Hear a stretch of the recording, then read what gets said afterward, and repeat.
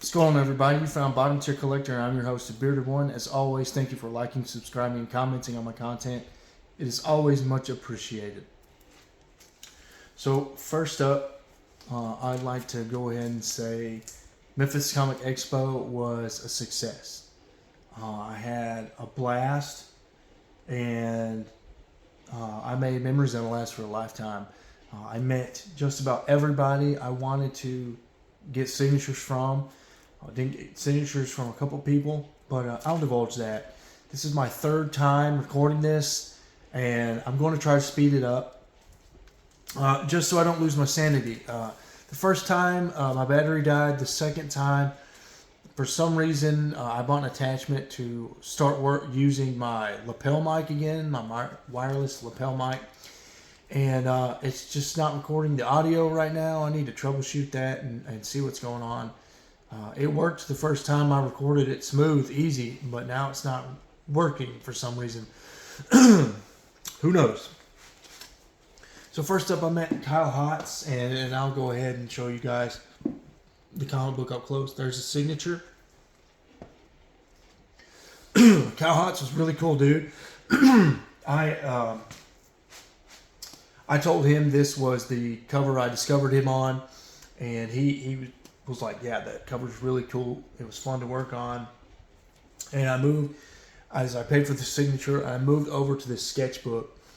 I noticed he side-eyed me, and I was just thinking, why is he side-eyeing me? I'm not doing anything. I had my supplies out on top of this sketchbook, and I was putting the sleeve back in. I had already waved it and blew on it, so I knew the autograph was fine. And then I put my stuff up, and I was looking through the sketchbook, and a sketch of Lobo caught my eye, and I noticed he had a sign, $10 prints. Well, if you're not a veteran of conventions, you're new to conventions, or you're a new collector, a sketchbook is not full of prints. It's full of sketches and original art. And I knew that. I'm a veteran. This is not my first convention. Not even my second convention, or my third, or my fourth convention. And for some reason, my brain disconnected in this moment.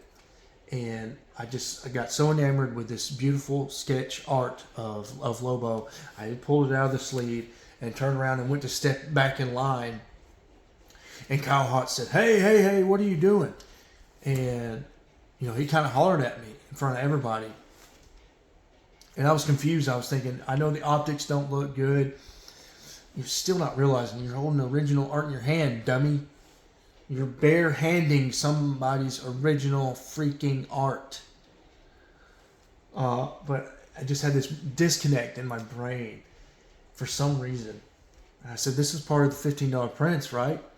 And he said, no. And so the blood drained from my face. I'm sweating. I'm totally embarrassed. As I pride myself on being a comic veteran, knowing what I'm doing, having a plan, executing that plan, and leaving, having a success. And this is the first time I'd ever made a mistake like this at a con. And I slipped the original freaking art back in the portfolio. And definitely, I apologize. He was like, "That's $4,000, man. Like, that's definitely not, some $15 print." Like, he was kind of offended. And I was like, "It's your livelihood, man. You don't need to justify anything. Like, I'm totally sorry, dude." Like, and just as a gesture of goodwill to show I wasn't offended, I still looked and shopped around for other prints. I looked for a Sandman print he was advertising. He didn't have that. I looked for a Lobo print. He didn't have that. And so once I decided he didn't have anything else I needed, I got the hell out of there. But Kyle Hart was still a good dude. He handled my dumbassery very well. And Kyle, if you ever see this, which I don't think you will, but just in case you ever see this, that experience doesn't change my opinion of you. And if I get a cover in the future of your work, I'd love to get another autograph again. You're a very talented man. So yeah, just FYI, if you're new to conventions, or you're a new collector, or you're an idiot like me that had a moment of stupidity, the big brown sketchbook with sketches and original art in them I've never seen an artist sell any of these pieces for less than a couple $100. And he was telling me it was worth $4,000. So he didn't want to get rid of it, and if he was going to get rid of it, I was going to have to pay. So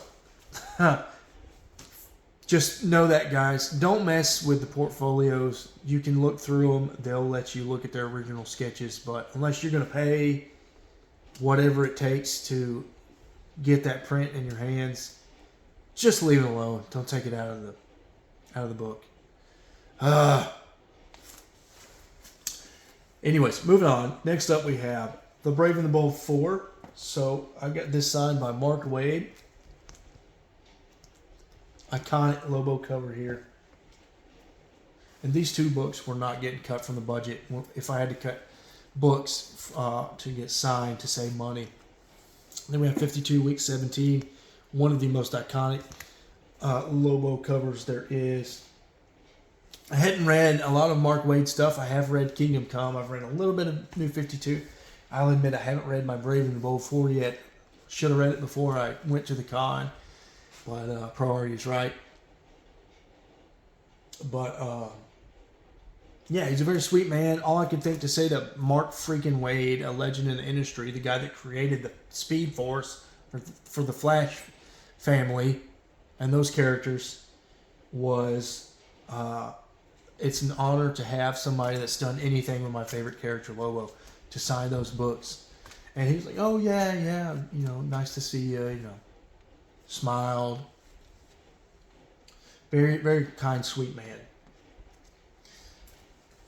And then next up, got the Superhero Experience from this guy, Dan Brereton, Legion 26. He did the cover, so he's the cover artist on these books. I can't see his autograph, but it's there. Even I have to look in the light to see it. And then this is probably his most iconic Lobo cover. There's a signature down there in blue. I don't know if you can see it. And then last up, which will segue me into the next artist, Dan Brereton signed Lobo Blazing Chain of Love for me. And that's the trifecta of Dan Brereton covers for Lobo. He has, I think that's all he's done for Lobo, other than whatever image he has in his Gods and Monsters book, or whatever it's called. It's a little art gallery book Dan Brereton's done in the past, and there's a Lobo appearance in there. But as far as single in-canon floppy issues, that's the Dan Brereton trifecta, and I think he's just one of the most iconic artists there is. And I didn't mean to disrespect him. I'm sure maybe somebody else would have taken this as disrespect, but Dan was really cool, took it in stride. I told Dan he was the Alex Ross before Alex Ross. He said, I'm going to tell Alex Ross that. And he was telling me how he's gone to conventions and sat in on panels where they're talking about Alex Ross and speculation, and he'll be texting Alex Ross, unbeknownst to the panelists, about what they're talking about. And then he might say at the end, Alex says hi, to kind of give him a hard time, like, hey, I've been talking to Alex the whole time. You've been talking about him. Just for some fun. And that was a really cool story to get out of Dan Brereton. Oh, yeah. And then Dennis Cohen signed this book as well. And I also got Dennis Cohen to sign my Rorschach 5B, the B cover. I don't know why these are the B covers. These are this aesthetic. The theme here matches the main Watchmen's title. So I don't know why these were the B covers, but they were, and that's really the only way they were going to get DC was going to get me to buy a B cover, is by matching the aesthetic to the original run, so that it all matches and goes together. And I think that's an awesome cover. And Dennis Cohen is his name. He gave me a superhero moment. My son was cosplaying as Miles Morales, and his wife and Dennis were playing with him, getting him to web him, and he was just smiling and giggling. Memories that'll last a lifetime for me. I hope he'll remember it when he's older. If not, that's okay. He's only 4. But I told Dennis Cohen that because of him, my son has the ability to like a character like Miles Morales. You know, if you're not familiar with Dennis Cohen, he was part of the Milestone movement in the early 90s, and he was either the sole creator or part creator of the character of Static. And Dennis Cohen was grateful of my comment, you know, because I thanked him for being one of the contributors to that Milestone movement and bringing more minority characters into the industry, into the hobby, you know. And he told me a story that he was watching Edge of Spider-Verse and he was paying attention to Miles. He said, "That looks mighty familiar, that Miles Morales." And he said he almost went to Marvel about it. He almost sued them for money. But then he thought about his own character, Static. And even though Static is literally Miles Morales before Miles Morales, he remembered that he drew inspiration from Peter Parker. What if Peter Parker was 14 and black and from a different neighborhood? Enter Static. So he left it alone, and he didn't go after Marvel. And but that was cool to get that little story from Dennis Cohen and have that memory of my son giggling and laughing with Dennis and his wife. Next up, finally got this signature in the collection. First appearance of Azrael, Sword of Azrael #1. Kevin Nolan signed it right there. I had another opportunity to see him before. I think he came to Huntsville in years past, and I didn't have this book on hand to get autographed. And so that's just always been a regret of mine, is to not have this book signed. And when I saw him on the guest list in Memphis, I said, I got to go. I got to bring the Sword of Azrael #1. He signed it, and he didn't charge anything, believe it or not. He just wanted a donation to the Heroes Initiative Fund. And if you're not familiar with comic book history and the business side of comic books, a lot of these creators, it's mostly freelance work, and they don't get benefits, retirement, health insurance, none of it. And so the Heroes Initiative Fund goes to help pay for medical expenses. I'm not sure if they tackle retirement for these creators, but they definitely go to help towards medical expenses for these creators. So it's very important to donate and help these creators out, because if we don't take care of the creators, they're not going to take care of us. You know, we got to return the favor. And so I had quite a bit of ones in my wallet, took out all the ones in my wallet and donated them to the Heroes Initiative Fund. And Kevin was kind of a quiet, timid guy, but that's okay. I already knew that. I've already met him one time before. And then lastly, of the books I got autographed, I went over to Ron Marsh's table. He was the first guy I actually went up to.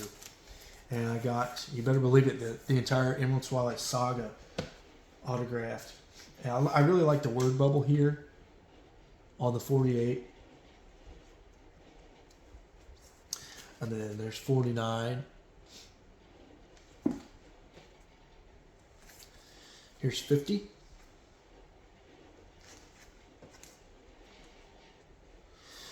And here's 51, not part of Emerald Twilight, but it is first cover appearance of Kyle Rayner. And it was cool meeting him. I said, after all these years later, and I know all the retcons, I tried Emerald Twilight for the first time ever just this year. And your story, your writing still got an emotional impact out of me. And he was very grateful, obviously. And it's like, that's why we do this kind of stuff. Thank you very much. And he's pretty kind. He's kind to my son.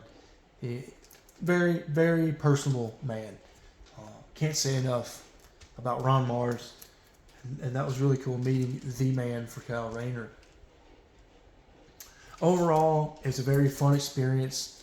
I didn't get to see Dexter Vines. He inked the cover for my Justice League United #2. And He inked the cover of Wolverine 66. That was a book I really tried hard to get in the mail and get here on time. And I guess he had somewhere to be on Sunday. He said he was going to be there on Sunday on the website, but for whatever reason he just couldn't be there, and that's okay. We can't be everywhere at once. So I missed Dexter Vines, and then I didn't get Snyder, Capullo, or Glapian's signatures. I was there at 10 o'clock, and I left at 2. And I swung by Scott Snyder and Greg Capullo's tables 3 times. I went by there when I first got there. I swung by there again after lunch with Little Man. And I swung by there again right before I left around 1:45, 1:50. And I'm certain Snyder and Capullo never arrived to their tables in that 4-hour time span. Their panel wasn't even until 4:45. James Glapian was there. I don't think he was signing books. He was ready. He was waiting on Snyder and Capullo because that was the move. Snyder, Capullo, and Glapian were side by side because they've worked together on a lot of stuff, and that's just the move. They knew people were gonna get that triple sig on books, and I did want to get my Death Metal 5 1 in 100 variant triple signed by Snyder, Capullo, Glapian. That would have been really sick. However, I had Little Man with me, so I didn't want to wait in line and put him through the torture of waiting more than 4 hours for an autograph. And I know for a fact they never came to their table in the time that I was there. I noticed Rockin' Robbie from Comic Book Philosophers was in line, and he never moved. Every time I checked, 10, 12, 2, Robbie never moved. He was in line the whole time. And I felt bad for him. I felt bad for everybody in line. There's a YouTube video of a certain YouTuber in the comic book hobby. He's a big fan of Capullo and Snyder and the New 52 Batman run. And he said when he met Capullo made a snide comment to him about selling his books on eBay. And he was getting these books personally made out to him, like to what his name is. I don't want to say his name. I don't want that kind of drama. I don't want people going and finding that video. But yeah, there's that experience. And then I personally seen it on Twitter how Capullo, to put it nicely, can be abrasive with fans. And now to see here in Memphis, he's holding this lineup from getting to do what they want to do. Eating food, staying hydrated, going to look at comics, toys, having the con experience. They can't do that because they're trying to wait in line for the main event. They're there for you, and you hold them up. And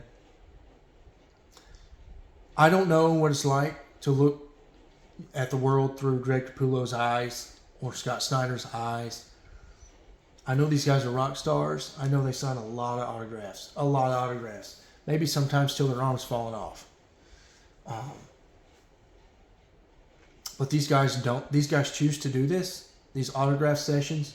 I know it probably pays bills. I hope to God these autograph sessions aren't a necessity. I hope they're doing this out of their own goodwill. But they choose to come. They choose to accept invitations to these conventions. And they choose to sign these autographs, no matter the amount. Or at least until they've had enough. And comic book fans are not entitled to anything. We're not. And we can be terrible, very critical people, very cynical on the internet. We can attack these creators. We can be very nasty. And I understand that. And I understand as a professional and someone with a little clout to your name, you don't know who you're dealing with in public, and you got to keep your distance. I understand all these things. But I still think it's just unprofessional to keep people who have paid for their ticket to the convention that you're most likely getting a cut of because you accepted the invitation, so you're probably getting a cut of the ticket revenue, And then you're also getting 100% of what you charge for an autograph. You're not even getting a cut of it. You're getting all of it. And you don't have the decency to show up. You don't have to show up at 10, but you don't have the decency to show up after an hour, 30 minutes, and give these people the experience they came for. I just didn't like seeing that, and that kind of turned me off. I'm not really the biggest Capullo and Snyder fans anyways, so it could have done a lot for me as a fan of these books and as a fan of what Snyder and Capullo has worked on, to see them being a little more nice of the fans. Again, I will repeat it. Snyder and Capullo most likely travel a lot. They probably have a very busy schedule. They're probably tired. They probably sign thousands, hundreds of thousands of books a year. I understand that. Also understand that I don't know their situation. I don't know their struggles. I don't know what they're dealing with. I hope to God the reason they didn't make their table was over something serious. I don't wish ill will on anybody. But again, if you could be at your table within a reasonable amount of time, I think you owe it to your fans who buy your books and pay for your income to give them, what they're asking for, if it's reasonable. So anyways, I'll get off that. No more negativity. If you'll indulge me, I did pick up 3 comic books and I bought a print. And I'd like to share that with you now.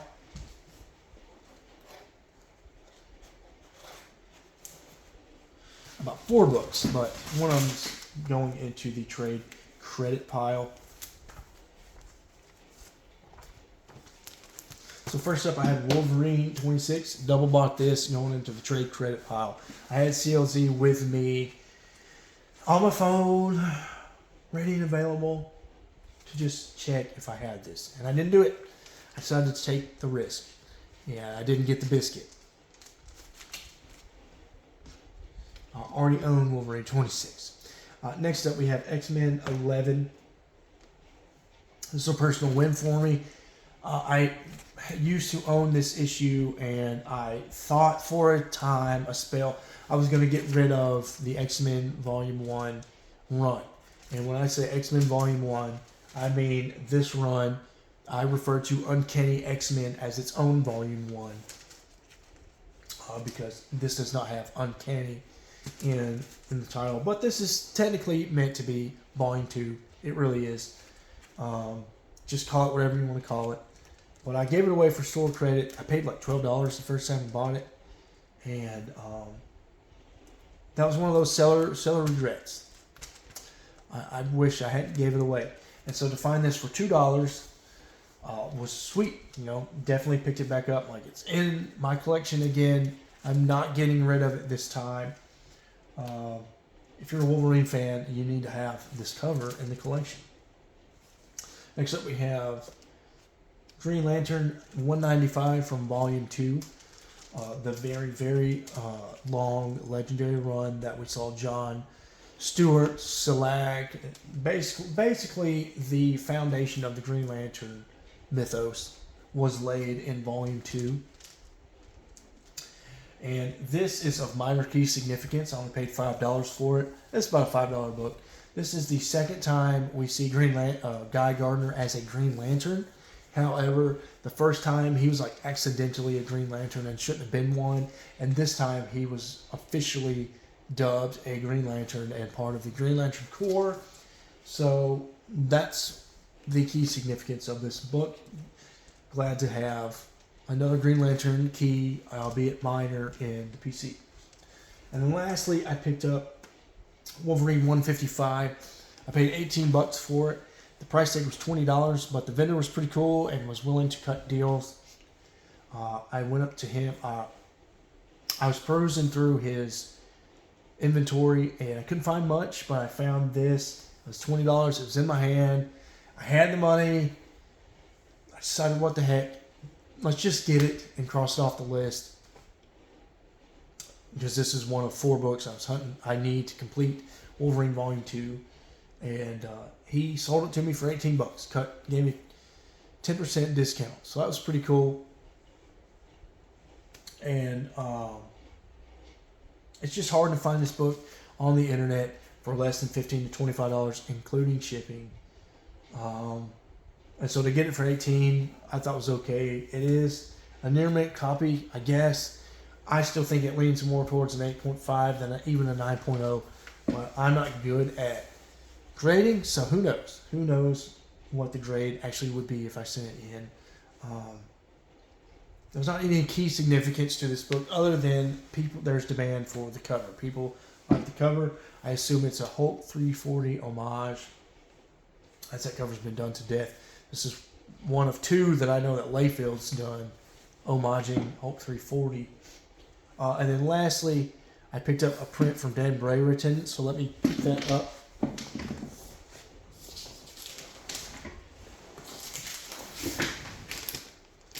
Okay, so here's the print from Dan Brayerton.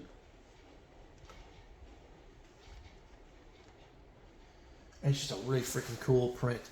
I wanted to get a Lobo print from Dan Brayerton, but he said he hadn't scanned. He was talking about the cover for the Lobo Shazam book I showed you guys earlier that he signed for me. He's like, I need to get that scanned in. He's like, back in the day, this kind of led into his Alex Ross story, which I won't tell again, but he's like, back in the day, you had to take pictures of your art or send your artwork in. You didn't have scans. And now with technology, we can scan stuff. And so that's how I'm able to have prints of my artwork. And he just said, next time I'm in the area, I'll have a print of Lobo. And I just had to pick up this Etrigan piece. I love Etrigan. Etrigan's my dude. He's part of the Holy Trinity. And I just got this Frank Frazetta vibe to it. Not line for line, but definitely just makes me think of early Silver Age, Golden Age era art. And I just love Dan Brayerton's art. And glad to have a print of his Etrigan piece in the collection.